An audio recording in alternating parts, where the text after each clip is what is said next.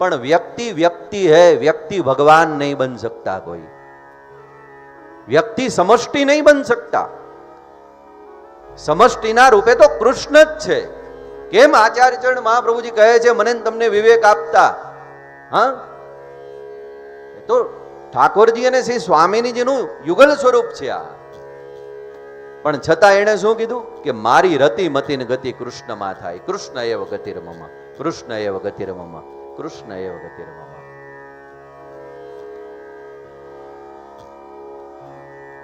એટલે ભગવાન એટલા જ છે જે આદિ અનાદિ ધર્મની અંદર બતાવવામાં આવ્યા છે, શાસ્ત્રની અંદર બતાવવામાં આવ્યા છે।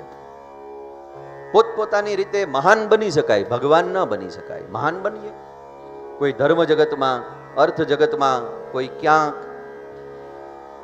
મહાનતા મેળવી શકાય, પણ એનો મતલબ એવો થોડો છે કે મહાનતાના શિખરે આપણે પહોંચી ગયા એટલે ભગવાન બની ગયા।